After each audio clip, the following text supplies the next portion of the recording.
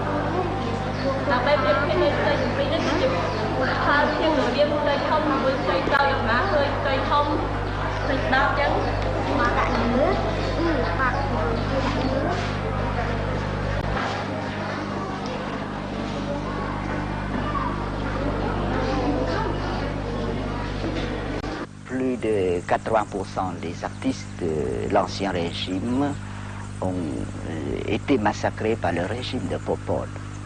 Alors on a pu, le commencement, regrouper une trentaine de personnes à peu près. Et maintenant, vous savez que nous avons comme cadre, c'est-à-dire 1797 déjà. C'est une grande différence avec le régime de Pol Pot. Parce que vous savez que dans le régime de Pol Pot, on ne permet pas de jouer même en trop. Ils ont rejeté tous les instruments de musique, ils ont brûlé tous les documents, ils ont... enfin, ils n'ont rien pour l'administration populaire. Alors que maintenant, vous savez que le reste des artistes, ils sont vieux, c'est les survivants. Il reste, on a donné toute liberté de reconstruire, de restaurer, c'était de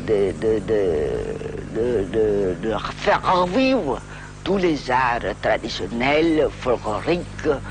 Vous voyez, quand vous avez vu dans l'école de théâtre, dans l'école de danse, la renaissance de l'art. Vous savez que maintenant, on a, bien que notre économie est difficile, mais quand même, on donne une bourse de 80 riels pour chaque jeune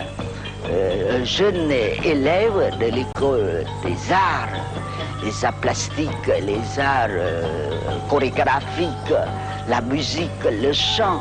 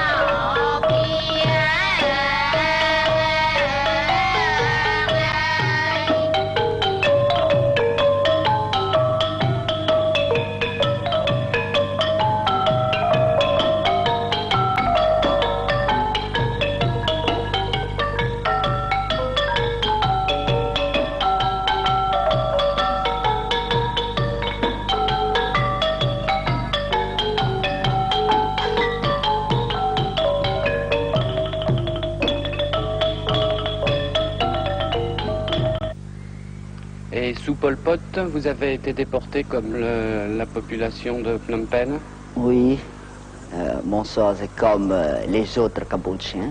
On a chassé oui, sous la force des fusils de Pol Pot et on m'a conduit enfin à côté de la frontière de Pravihi et Kampong Thom.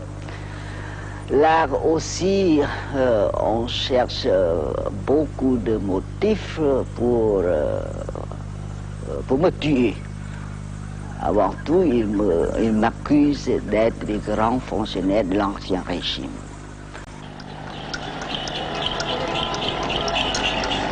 Un ancien régime que Pol Pot et les Khmers rouges voulurent anéantir en vidant la ville. Rue déserte, pas un magasin, pas un passant, aucune circulation, le silence.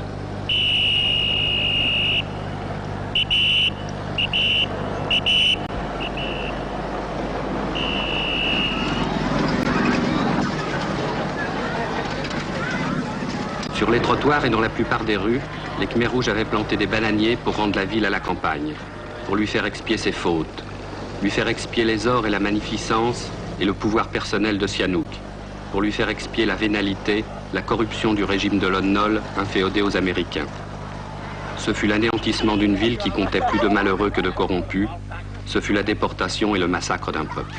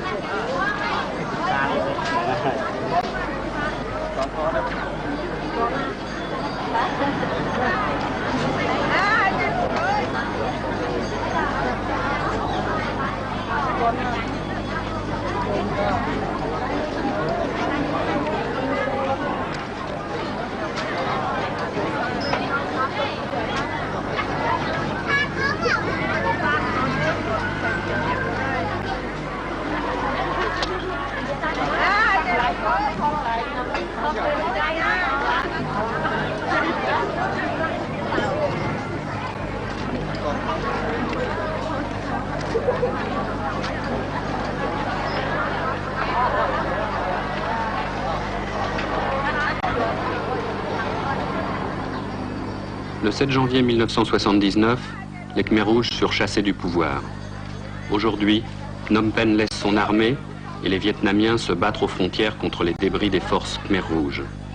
Aujourd'hui, Phnom Penh essaye d'être à nouveau une ville vivante.